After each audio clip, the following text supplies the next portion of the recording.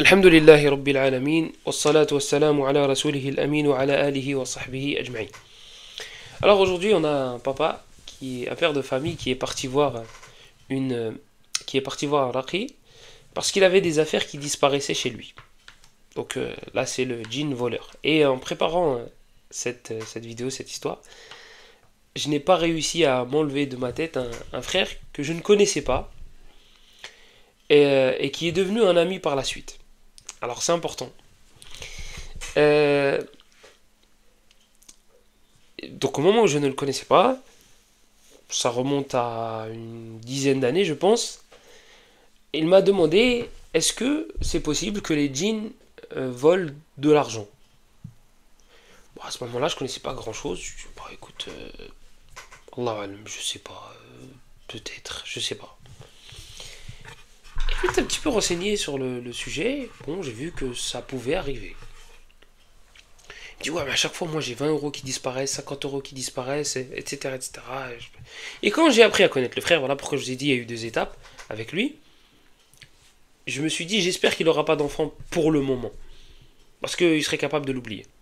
Il serait capable de l'oublier. Oui, c'est à ce point-là. C'est à ce point-là. Hafidhahullah. Taïb. Donc c'est un papa qui va voir voilà, pour cette histoire de... Subhanallah, vous avez vraiment deux extrêmes. Vous savez, ceux qui remettent à chaque fois ça sur les djinns, ouais, c'est un rapport à c'est le sihr, c'est le mauvais œil. Et vous avez les autres, non, c'est jamais ça. Là, moi j'étais étonné, des affaires qui disparaissent, bon, on va voir un raqi. Bon. Donc ils vont voir le raqi, voilà, qu'est-ce qui se passe. Bah, il y a des affaires qui disparaissent. Bon, ok, d'accord. Bah, de l'argent, à chaque fois, je le mets dans telle chambre, ça disparaît. Ok. Et bah, c'est peut-être des djinns. Bon, le shir il va dans la maison, réunit la famille, la mère, le père et la fille qui était adulte, hein, qui était à l'école, mais qui était adulte, il me semble, au lycée. Voilà, est-ce que vous avez des symptômes? Non, rien de spécial, ok. Dit la chambre en question, la chambre dans laquelle vous mettez vos biens qui disparaissent. Vous la fermez à clé? Dit on la ferme et il n'y a que moi qui ai la clé. Dit ok. Euh, Donc au niveau des symptômes, rien de spécial. La chambre elle est fermée à clé. Voilà, c'est bizarre, Cheikh, tout disparaît. Et donc, Cheikh commence à poser des questions.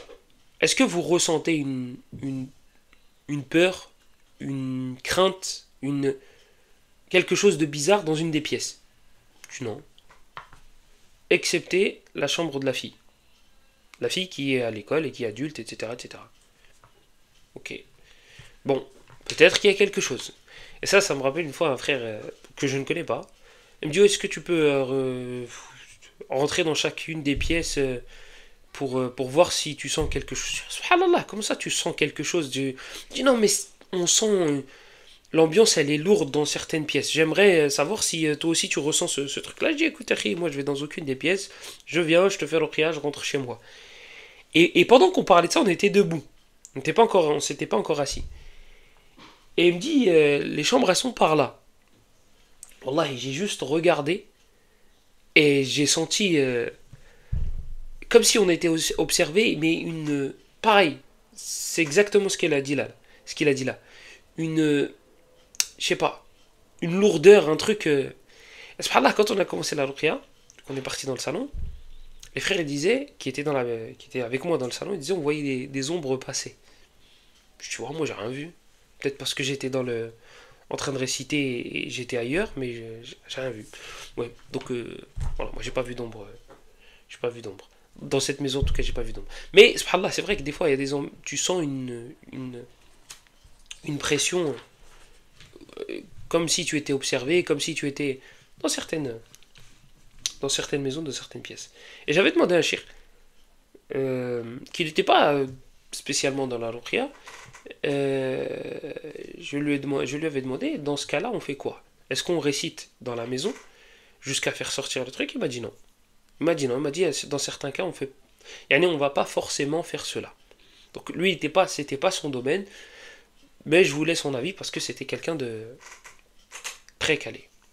Très très calé dans le tafsir et le hadith.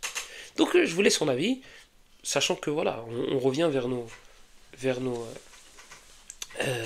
nos grands, même si c'est pas forcément leur spécialité, ils s'y connaissent dans la sunna, ils s'y connaissent dans le Coran et dans la sunna, alors ils vont pouvoir te donner une faïda, wala bout. Donc, on n'est pas fermé. C'est pas parce que lui, c'est pas un raqi et c'est pas un je sais pas quoi qu'on va pas lui. Bref. Donc, je lui dis pourquoi. Pourquoi dans certaines maisons ça ne marcherait pas. Il m'a dit, tajriba. Des fois, donc eux ils ont des retours des ruqat, même si ce ne sont pas des ruqat, comme Cheikh Ibn Jibril. Il n'était pas forcément connu pour ça, mais il était beaucoup, il avait beaucoup de frères qui connaissaient et qui étaient dans le domaine de la ruqya. Il dit écoute, tu vas te fatiguer pour un rien, certaines maisons tu ne pourras pas. Soit c'est quelque chose qui est qadim, soit c'est construit sur un cimetière, soit. Je dis, bon, bah moi je m'arrête là alors. Je vais pas plus loin. C'est de pire en pire cette histoire de micro, les gars. Donc, je fais vraiment pas exprès. Donc je me suis arrêté là et je dis bon bah écoute, et c'est vrai que subhanallah il y a certaines maisons, tu récites, tu mets du Coran, ça s'arrête pas. Ça s'arrête pas. Donc Allahu Alam. Allahu Alam. Je n'en sais pas plus là-dessus. Donc il dit, le cheikh, est-ce qu'il y a une pièce dans laquelle vous vous sentez mal, observé, vous sentez de la crainte, vous sentez une lourdeur, une ambiance bizarre? Il dit c'est la chambre de la petite, la chambre de la fille, pardon. La chambre de la fille. Donc le cheikh, du coup, il se dirige vers la petite, vers la fille. Subhanallah, elle n'est pas petite. Est-ce que tu aimes al-uzla? Est-ce que tu aimes rester seule? Elle dit oui. Et là, c'est vrai que ça peut être un symptôme de possession, aimer la solitude, mais ça peut être un trait de caractère. Ça peut être un trait de caractère. J'aime énormément la solitude. Et je ne pense pas être possédé. Allahu alam, peut-être que si. Mais c'est pas... Ah, il aime la solitude, il est possédé. La solitude, ça peut être un trait de caractère. Des fois, vous allez avoir des symptômes. Si vous les isolez, vous allez trouver que c'est un trait de personnalité de pas mal de personnes, notamment al-uzla, le fait d'aimer rester seul. Et d'ailleurs, le prophète sallallahu alayhi wa sallam nous a dit qu'à la fin des temps, le mieux, ça allait être de s'isoler. Yushiku an yakuna khayra mali al-muslimi ghanamun yatba'u biha sha'af al-jibali wa ma waqi'a al-qatri yafirru bidinihi min al-fitan. Et dans l'autre hadith, je crois qu'il l'avait dit à Hudayfa, فَاعْتَزِلْ تِلْكَ الْفِرَقَ وَلَوْ أَنْ تَعُضَّ على أصل شجرة حتى إلى آخره. Donc ça peut être un trait de caractère et ça peut même être quelque chose de légiféré et de mustahab et de préférable. Donc des fois quand on enlève comme ça certains symptômes de leur truc, tu te dis ah bah peut-être qu'il est possédé. Non, ça peut être un trait de caractère, comme les colères, être impulsif. Ça peut être un signe de possession, mais ça peut être un trait de caractère aussi. Ça peut être un trait de caractère. Il ne faut pas rentrer dans la daïra de Wasawis, j'ai quelque chose, forcément. Non, on va regarder l'ensemble des symptômes, etc., etc. Et oui, c'est mieux de passer par un spécialiste. Tout comme toi, lorsque tu tombes malade, tu ne vas pas faire ton analyse personnelle tout seul. Là, tu vas taper sur les forums et ils vont te dire que tu as un cancer alors que tu as juste un rhume. Tu vas pas le faire. Tu vas pas le faire. Et quand tu vas à la pharmacie, tu vas pas dire moi il me faut tel médicament. Un médecin vous l'a prescrit? Non, mais j'ai regardé sur internet. Ou bien, vu les symptômes que j'ai, je sais que j'ai ça. Va te dire rentre chez toi. Rentre chez toi, va danser sur ta tête. Bref, donc il dit, le cheikh à la fille, est-ce que tu aimes l'uzla? Elle dit oui. Taïb. Donc jusque là, rien de flagrant, on va dire. Le cheikh, il ne sait pas ce qui se passe. Donc il va réciter du Coran. La mère elle est là, la fille elle aussi est là. Et sans surprise, la maman et la fille déclenchent. Donc la fille, la maman, et le cheikh il dit qu'elle fait comme si elle battait des ailes avec ses bras, comme si c'était un oiseau. Et la fille, c'était elle qui était visée par le cheikh avait des doutes la concernant. Donc c'était elle qui était visée en premier lieu. Donc le djinn parle directement. Hadir, je suis là, je suis présent, je t'écoute Maulana. Je t'écoute notre maître. Le djinn, il dit ça au cheikh. Donc lui, il fait pas le malin. Lui, il sait très bien que il va passer un sale quart d'heure s'il fait le malin. Donc le cheikh lui dit, bref, Yuhel Kelb, donc espèce de chien, je vous passe à chaque fois le La'in, Kelb, etc. etc. Qu'est-ce que tu fais là? Pourquoi tu es rentré dans ce corps? et je te mets en garde contre le fait de lui faire du mal à cette fille. Et il dit, le cheikh il a continué dans la récitation, et, et le cheikh a commencé à lui poser des questions. Donc il dit, Ajib ayyuhal la'in. Voilà, encore une fois, répond espèce de maudit. Ma hadha alladhi yahduthu fi shuqqa. Parle. Qu'est-ce qui se passe dans cette chambre? Qu'est-ce qui se passe? Pourquoi à chaque fois des affaires disparaissent? Et pourquoi ولماذا كانت الفتاة ترفض أن تذكر أنك تأتيها? Et pourquoi la fille dans laquelle tu es ne m'a rien dit concernant les symptômes qu'elle a, concernant ta présence? La fille savait que tu étais là. C'est sûr et certain. Pourquoi elle ne m'a informé d'aucun symptôme? Un djinn qui est dans un corps, il y a forcément des symptômes. Forcément. Petit, grand, moyen, ça va dépendre de la pratique de la personne. Moins il y aura de pratique, plus il y aura de symptômes. Cauchemar, douleur au niveau de la tête, ou ça peut être à la nuque, ça peut être au dos, des disputes, des crises de colère, des angoisses, des tristesses, tout ça inexpliqué et répétitif. Plus le patient pratique, moins il y aura de symptômes. Des fois, c'est très dakhir. Des fois, le patient, il a presque rien. Presque rien. De temps en temps, je fais des cauchemars. De temps en temps, j'ai des douleurs. De temps en temps, j'ai des problèmes de santé.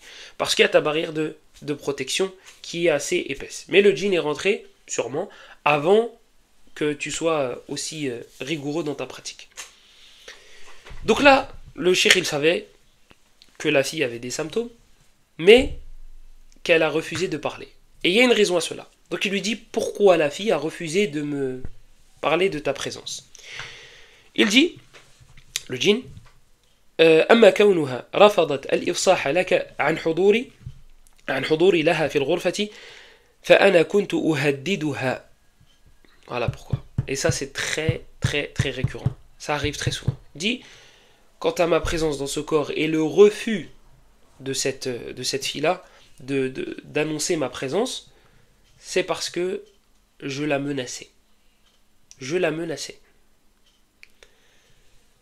Si elle disait que, si elle annonçait que j'étais là, ben je lui aurais fait et je lui aurais fait. C'est ce que ce djinn-là lui disait. Donc soit il lui disait via les rêves, soit ils entendent à l'intérieur de la tête. Des fois, tu as des patients qui disent subhanallah, yes, ça rigole à l'intérieur de la tête. J'aime bien quand ça rigole. J'aime bien parce que ça finit toujours par pleurer. C'est ça qui est drôle. Et après, bah t'as vu? Tu rigolais, vas-y, rigole encore. Et tu taqra, vas-y, rigole. Non, s'il te plaît, laisse-moi sortir. Inna kayda ash-shaytani kana da'ifa. Rappelez-vous, les ruses du diable sont faibles. Allah subhanahu wa ta'ala vous a donné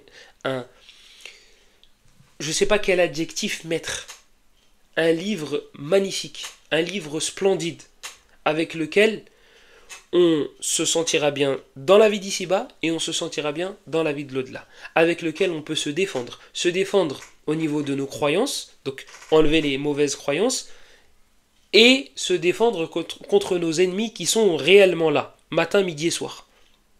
Sadaqa Rabbuna. Inna hadha al-Qur'ana yahdi lillati hiya aqwam. Ce livre guide vers le chemin le plus droit. Pas le chemin droit, le chemin le plus droit. C'est subhanallah al-azim. Donc Allah il nous a donné cette arme-là. Pourquoi on la laisse poser? On dit ouais mais il n'y en a pas besoin. Tu n'en as pas besoin. Tu crois que tu n'en as pas besoin. Parce que tu n'es pas conscient de ce qui tourne autour de toi matin, midi et soir. Mauvais œil, la jalousie, la sorcellerie. Même des fois il n'y a rien de tout ça. Ils veulent te faire du mal. Parce que al-adawatu bayna bani adama wa bayna ash-shaytani qa'imah ila yawm al-qiyamah. Parce que l'animosité entre les enfants de Adam et Iblis et ceux qui sont avec lui restera jusqu'au jour dernier. Cette guerre-là continuera jusqu'au jour dernier. Iblis a promis d'attirer le plus de nombre, le plus de personnes possible avec lui. Et il a dit à Allah subhanahu wa ta'ala, je vais m'asseoir sur ton chemin droit. Je vais tourner autour d'eux. Je vais être à leur droite, à leur gauche. Je vais être partout. Et derrière eux. Donc, puisqu'on n'a pas conscience de cet ennemi-là, on ne se prépare pas. On ne se prépare pas. Regardez, quand est-ce que les gens commencent à faire des sports de combat? Après une agression. Après une agression. Parce que dans sa tête, avant ça, non, la bagarre, jamais. Moi, j'aime pas la bagarre. Moi, j'évite les disputes. Moi, je suis... Oui, mais le problème c'est que, ça y est, les dessins animés c'était quand on était petit. Le monde de bisounours où tout le monde est gentil, personne n'est méchant, ça c'est quand tu étais petit. La réalité elle est tout autre. Donc tu apprends à te défendre et tu dis bah moi la prochaine fois il y en a un qui vient, je l'éclate, je tape la gorge, je tape ça, je tape je sais pas quoi. Mouhim, vous m'avez compris. Là on a des ennemis qui ne nous lâchent pas. Matin, midi, soir. On a notre qarine qui nous insuffle du mal. Pour combattre celui-là j'ai besoin de science. J'ai besoin d'ilm, j'ai besoin de savoir quel type de choses il va m'insuffler. Comment il va essayer de m'avoir. Comment il va essayer de m'avoir. Comment il va essayer de me détourner du droit chemin. Et avec quoi je vais m'armer? Avec les versets du Coran, avec la sunna du prophète, sallallahu alayhi wa sallam, et avec les écrits de nos savants. Notamment, je l'ai déjà dit, et d'ailleurs j'étais très étonné de voir qu'il était traduit. Bon, ça doit être vraiment un résumé, parce que vu l'édition, vu la taille du volume, ça doit être vraiment un résumé. Irathatul Lahfan, de l'imam Ibn al-Qayyim, rahimahullah ta'ala. Irathatul Lahfan, de l'imam Ibn al-Qayyim, rahimahullah ta'ala. En arabe, il fait 2 gros volumes, et je l'ai vu en français en un volume moyen. Moyen, pas petit, pas gros, mais moyen. Revenons à notre histoire. Alors, qu'est-ce qu'il dit? Donc il dit qu'il l'a menacé. Il l'a menacé dans son rêve. Et ça, c'est récurrent. Ça menace. Ça menace le raqi, ça menace le patient. C'est récurrent. Mais c'est du bluff. On va couper la tête de ton fils, on va faire. C'est toujours comme ça. Donc, n'ayez pas peur de dire, voilà, je sens ça et je ressens ça et je ressens ça. Même si vous entendez dans votre tête, ne dis pas sinon je vais te faire. Tu vas rien faire. Il va rien faire. Je dis tu comme si je lui parlais.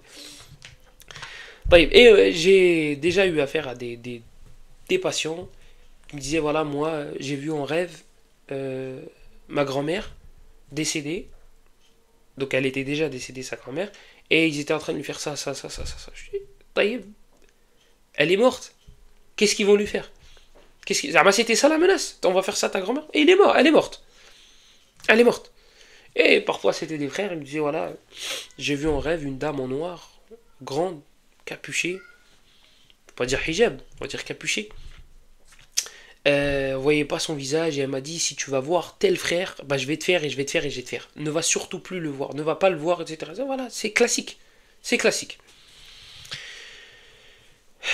Donc le cheikh lui dit, il commence à menacer le djinn et lui dit en gros tu vas rien lui faire et tu sais ce que je peux te faire moi bi'idhnillah avec le Coran, donc parle.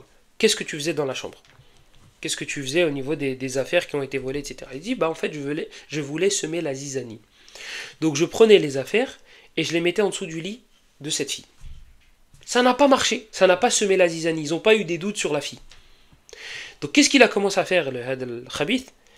Il a dit, je prenais des affaires de l'extérieur, j'allais voler chez les gens, et je mettais les affaires en dessous du lit de cette fille. Comme ça, les parents vont se dire, cette fille-là ramène des gens, ramène des garçons. Et voilà. Et il y aura des querelles et destruction du foyer. Peut-être que le mari va accuser la fille. Voilà, balle perdue pour la mère, c'est de ta faute, tu l'as mal éduqué, on connaît, quand un de nos enfants réussit quelque chose, c'est grâce au papa, et quand il réussit pas quelque chose, Dieu, ah bah ça c'est à cause de toi. Et si en plus le papa et la maman ils sont pas de même origine, magnifique. Ah t'as vu, vous êtes comme ça, vous les Marocains. Tu vois, il a pris de vos gènes à vous. On connaît les balles perdues comme ça malheureusement. Donc eux ils voulaient semer la zizanie. Vous avez vu, je vous ai dit précédemment, il y a besoin de ilm, il y a besoin de science pour combattre le qarine qui nous lâche pas. Parce que ça, quelqu'un qui a de la science, الذي تسلح بالعلم الشرعي لا يضره ولا يؤذيه مثل هذا. Celui qui s'est armé de science ne va pas être trompé par ce genre de ruse. Ah, mon fils il a réussi quelque chose, c'est grâce à moi, il a pas. Écoute, al-umuru bayna yadayillah. Les affaires sont entre les mains d'Allah. Ton fils s'il réussit, c'est grâce à Allah. Ton fils s'il réussit, c'est grâce à Allah. Pas parce que le papa il est algérien, la mère elle est marocaine. Et donc il a pris des gènes du papa. S'il réussit, c'est grâce à Allah. Point. Pas grâce à toi. Pas grâce à ta science. Pas parce que tu as de la science. Il y a des fils de ulama qui sont à côté de la plaque. Tu vas aller plus loin. Le fils de Nuh alayhi salam. Le fils de Nuh alayhi salam. Il était musulman. Même la foi, il ne l'avait pas. C'est pas ilm, il a fait des péchés, il a pas fait des péchés, fornication. Il n'était même pas croyant. قال سآوي إلى جبل يعصمني من الماء. Moi, je vais me cacher derrière la montagne qui va me protéger de l'eau. Ça, c'est le fils d'un prophète. Donc, Al-Hidayah, elle n'est pas entre tes mains. Taïb, qui c'est ce genre de choses? Bah, quelqu'un qui a ouvert le Coran. Je m'excuse pour ceux qui ont des AirPods et des écouteurs. Celui qui a... Je ne sais même pas s'il marche encore. Celui qui a de la science. Celui qui a de la science. On va le reculer. Voilà, comme ça je vais arrêter de le taper. Donc, si tu n'as pas de science pour combattre ces démons-là, tu risques de tomber dans ce genre de trucs. Et wallah, des fois tu entends les disputes des gens. Tu te dis, mais vous êtes sérieux? Sérieux, il y a besoin d'en arriver là jusqu'à... Ça va même jusqu'au divorce parfois. Et quand tu reviens à la base du problème, tu dis, les gars, vous savez qu'il y a un diable qui vous lâche pas. Lui, il le lâche pas et lui, il le lâche pas. Le qarin. Vous rendez compte qu'il est en train de vous dicter ce que vous devez faire à la lettre. C'est parfait là. Là, c'est parfait. C'est parfait pour le diable. Donc, il sème la zizanie. Naam. Il sème la zizanie. Une fois, j'étais chez un frère dans le 92. Quand je lui ai récité, donc il en avait plusieurs, dit c'est sa mère qui l'a ensorcelé. Et moi je m'arrêtais pas de réciter, les négociations étaient fermées, comme je lui avais dit ce jour-là, étaient terminées. Et je récitais, je m'arrêtais pas. Et le frère disait, à travers son corps, ah c'est sa mère, ramenez-la, elle est dans la cuisine, c'est elle qui le fait du sihr. Non c'est pas vrai. Si c'est elle. Non, il veut semer la zizanie, wallah elle a rien fait. Et comme ça, bon les frères qui étaient là, c'était un spectacle pour eux. Moi je faisais pas attention, je récitais. Et à la fin, non mais en fait la mère elle a rien fait, voilà, c'était l'autre qui voulait semer la zizanie, puisqu'elle la mère c'était une victime dans l'histoire. Elle aussi elle avait quelque chose. Vous voyez, ils veulent semer la discorde et la zizanie. C'est pour ça aussi qu'on ne parle pas trop avec eux et qu'on n'accorde pas trop d'importance à ce qu'ils disent. Donc le cheikh il lui dit, tu vas sortir et tu vas rendre les affaires à chacun d'entre eux. Il dit non, je peux pas rendre les affaires à chacun d'entre eux. Le sorcier va me tuer. Il va me tuer. Je ne peux pas leur rendre. Par contre, si tu défais le sihr, je peux le faire. Je peux, sortir et la laisser tranquille. Et donc le cheikh a récité les versets en question, qui parlent du sihr, dont on a déjà parlé précédemment dans d'autres cours. Et alhamdoulilah, et la vie de cette famille allait de mieux en mieux et elle s'est améliorée. Billahi alaykoum. Vous pensez vraiment qu'il n'y a pas eu un avant et un après avec ce genre de personnes? Le but d'une épreuve, c'est que tu sois meilleur, que tu en ressortes encore plus fort. Toi qui es éprouvé par ça, c'est peut-être un message de la part d'Allah pour que tu améliores ton lien avec Allah. Toi, tu n'avais pas entendu parler de adkar, évocation, invocation, matin, soir, je sais pas quoi. Maintenant, tu vas le faire. Maintenant, tu vas te lever pour le fajr. Tu vas pas te dire, je le fais, c'est bon, tout le monde fait des péchés. Là, tu vas te lever. Là, tu vas te lever parce que tu te rends compte des répercussions de tes actes, de tes manquements. Tu te rends compte des répercussions de tes péchés. Il n'y a pas une catastrophe qui vous touche sans que ce soit à cause de ce que vos mains ont fait. Si tu t'étais préservé avant, peut-être que tu n'aurais pas été touché. Et même si tu t'étais préservé, peut-être qu'Allah t'aurait quand même éprouvé. Mais à la kulli hal, nous, on a reçu l'ordre de faire les causes. Tu as été touché, tu ne les faisais pas.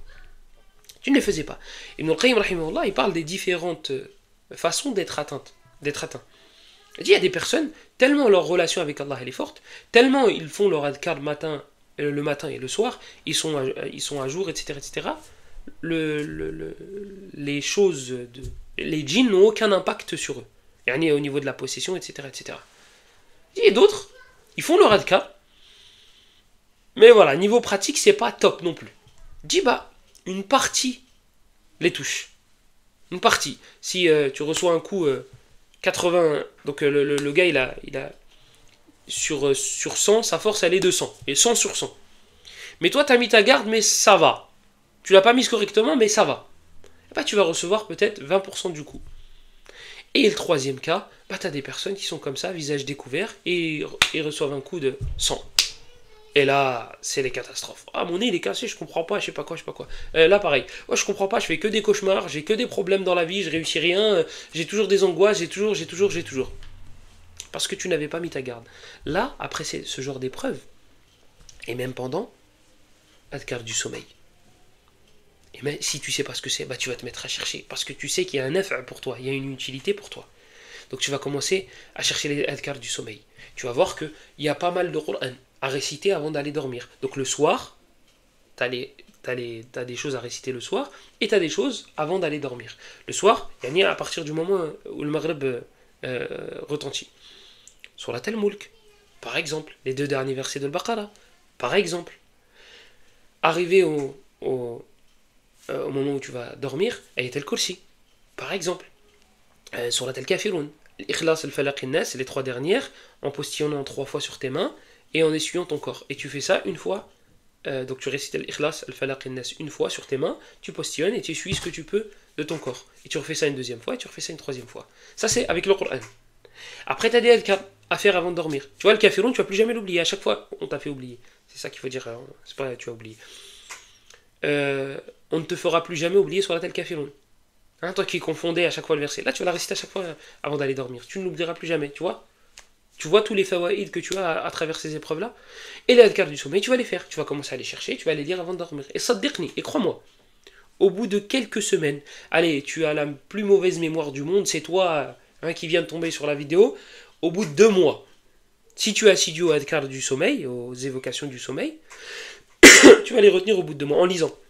En lisant, t'es pas obligé de les apprendre. En lisant, tu vas les retenir au bout de 2 mois, on va dire. Si tu les fais tous les jours, 60 jours consécutifs, on va dire. Tu vas les retenir. Et maintenant, quand tu vas aller dormir, ta relation avec Allah, elle va s'améliorer. Parce que tu l'invoques juste avant de dormir. Tu vas l'évoquer en te réveillant. Les adhkar du matin et du soir, tu vas les retenir en 1 mois, même pas. Tu vois tous ces avantages et tous ces bénéfices. Si tu n'avais pas été touché, peut-être que tu n'aurais jamais fait ces adhkar. Peut-être que tu n'aurais jamais lu le Coran, ou tu te serais contenté de... Et peut-être que tu n'aurais jamais réglé ton réveil pour le Fajr, parce que on travaille, et c'est tôt, et voilà, tout le monde fait ça de toute façon. Voilà. Donc il faut se servir de ces épreuves-là à bon escient. C'est très positif, wallah. Et n'oublie pas une chose, les gens qui t'ont fait ça, les gens qui ont été la cause de cela, ils le payeront cher. Ils t'ont mis des hasanats de côté. C'est du dhulm ce qu'ils ont fait. Ils t'ont mis des hasanats de côté. Et c'est ce que tu as de plus cher. C'est pas ce que tu auras de plus cher. Ce que tu as de plus cher. Ce sont tes bonnes actions. Tes enfants ne seront pas enterrés avec toi. Tes parents refuseront de s'asseoir ne serait-ce que quelques jours avec toi dans ta tombe. Tes hasanats, ils vont rester avec toi. Ces gens-là qui t'ont fait des injustices, ils vont le payer. Ils vont le payer avec leurs hasanats. Et s'ils n'ont pas de hasanats, eh bien tu te débarrasseras de certains de tes péchés et tu le mettras sur leur dos. Donc c'est que du khir. Il faut voir le verre à moitié rempli et pas à moitié plein. Afouane. Il faut voir le verset maintenant. Il faut voir le verre à moitié rempli et non pas à moitié vide. Il faut le voir à moitié plein. Donc, à moitié rempli. Mettez rempli ou plein, mettez les deux si vous voulez. Mohim, voyez-le comme ça. Et ne pas se mettre dans une position de victime. Moi, il m'est arrivé ça, et moi, personne n'a été touché par... Et moi, t'es pas une victime. Tu as été éprouvé, comme tous ceux qui t'entourent. Pas presque tous ceux qui t'entourent. Comme tous ceux qui t'entourent. Tous sans aucune exception. Tous, on est éprouvé. Et on sera éprouvé. Donc tu vas te débarrasser de cette épreuve, Inch'Allah. Naam. Mais tu vas en avoir une autre. Si c'est pas dans ta santé, ce sera peut-être dans ton argent. Si c'est pas dans ton argent, peut-être que ce sera dans ta réputation. Mouhim, tu as été créé pour adorer Allah. Et Allah subhanahu wa ta'ala sur cette terre, sunnatullahi fi khalqih, c'est d'envoyer des épreuves. Et ceux qui ont les épreuves les plus lourdes sont les plus aimés auprès d'Allah. Voici pourquoi le prophète sallallahu alayhi wa sallam nous a dit que ceux qui étaient le plus touchés par les épreuves, ashaddun nasi bala'an al-anbiya. Ce sont les prophètes qui sont le plus touchés. Imagine-toi, tu as 7 enfants, on t'en enlève 6. On t'en enlève 6. 6 sur 7.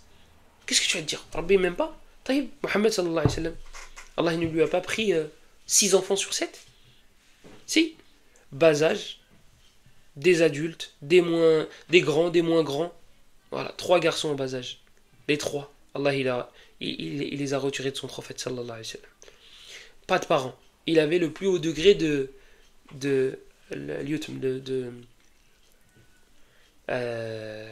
subhanallah, al-yatim, l'orphelin. Il n'y a personne à droite, hein. J'ai regardé à droite, il n'y a personne à droite. parmi les humains. L'orphelin. Il avait le plus haut degré, pas de père. Donc son père est mort avant sa naissance. Et sa mère est morte alors qu'il était en bas âge. Il s'était accroché à son grand-père. Il est décédé. Il s'était attaché à son... J'ai dit accroché, attaché. Il s'était attaché à son oncle. Il est mort. Mécréant. Il s'était attaché à Khadija, qui était son épouse la plus appréciée, qui était l'épouse la plus appréciée auprès de notre prophète sallallahu alayhi wa sallam, auprès de son cœur. Décédé. Et Harry, la dunya, c'est passager. Tu vas être éprouvé. Tu as été éprouvé et tu seras éprouvé. أحسب الناس أن يتركوا أن يقولوا آمنا وهم لا يفتنون. Est-ce que les gens pensent qu'ils vont dire nous croyons sans qu'on les éprouve? Nous avons certes éprouvé ceux qui sont venus avant eux. وَلَقَدْ فَتَنَّا الَّذِينَ مِنْ قَبْلِهِمْ فَلَيَعْلَمَنَّ اللَّهُ الَّذِينَ صَدَقُوا وَلَيَعْلَمَنَّ الْكَاذِبِينَ. Allah va certes différencier les sadiqin, les véridiques, des menteurs. Allah le sait déjà, mais on sera pris que par rapport à ce que nous aurons fait. Donc il faut qu'on fasse. Et ne te dis pas, pardon, dans ce cas-là, vaut mieux être un talih, vaut mieux être quelqu'un de mauvais. Comme ça, je ne serais pas éprouvé et je n'aurais pas les pires des épreuves. Ah bon? Les koufars, ils ne sont pas éprouvés? Les koufars, ils vivent leur meilleure vie? Non. Les koufars, par rapport à ce qui les attend de là-haut, ouais, ça c'est bien ça. Ça c'est très positif. Enfin, c'est très positif. C'est le paradis, comme l'a dit le prophète sallallahu alayhi wa sallam.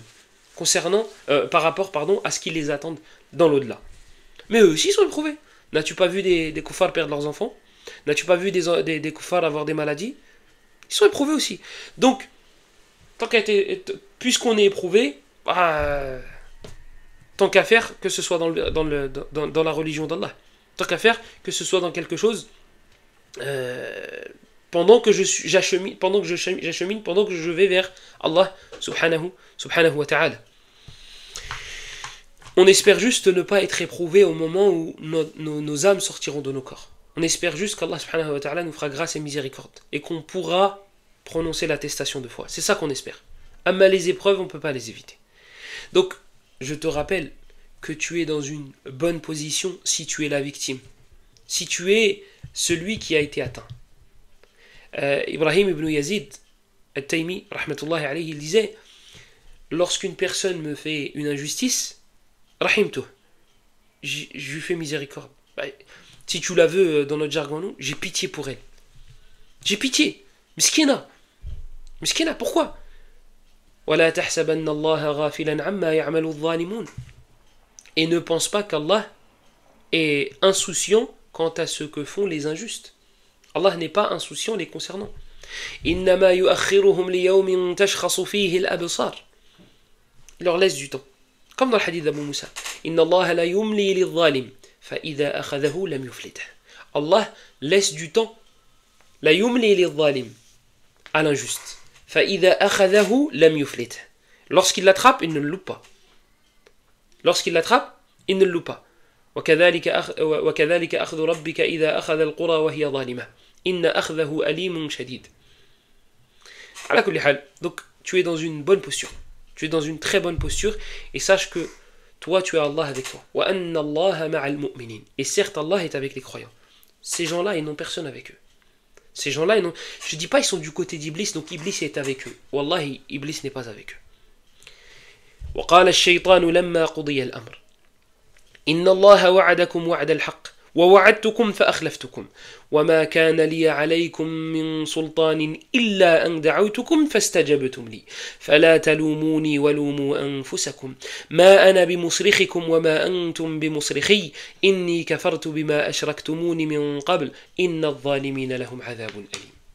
Le diable, le jour de la résurrection, il va les laisser tomber. Ceux qui l'auront suivi, il va leur dire: hey, moi je vous ai forcé, je ne vous ai pas forcé à faire ce que vous avez fait. Je vous ai ordonné, je vous ai insufflé, vous m'avez écouté. وَمَا كَانَ لِيَ عَلَيْكُمْ مِنْ سُلْطَانٍ إِلَّا أَنْ دَعَوْتُكُمْ. Je n'avais aucune emprise sur vous. Je vous ai dit faites, vous avez fait. مَا أَنَا بِمُصْرِخِكُمْ وَمَا أَنْتُمْ بِمُصْرِخِي. Je ne peux pas vous sauver de vos cris. Vous allez continuer à brûler et vous ne pourrez pas me sauver des miens. Voilà ce qui va se passer. Wallah, et quand on récite ça sur des shéatines, ils partent en sanglots, ils pleurent, ils pleurent, ils pleurent, ils pleurent. Parce qu'ils savent que c'est vrai. Ils savent que c'est vrai. Ils savent que les croyants, Allah est avec eux. Ils savent que وَلِلَّهِ الْعِزَّةُ وَلِرَسُولِهِ وَلِلْمُؤْمِنِينَ. Ils savent que la fierté, que la puissance, que la gloire, elle est avec les croyants. Elle n'est pas avec eux. Que des volumat, que de la noirceur, que des... Alors que le mu'min, lorsqu'il va à la mosquée, il sent un apaisement. Il sent une sérénité. Lorsqu'il écoute le Coran, lorsqu'il fait des bonnes actions. Ça, c'est le nour. Ça, c'est la lumière.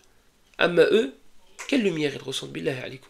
Qu'est-ce qu'il y a de positif dans le fait de travailler avec ces gens-là? Donc tu es en bonne posture.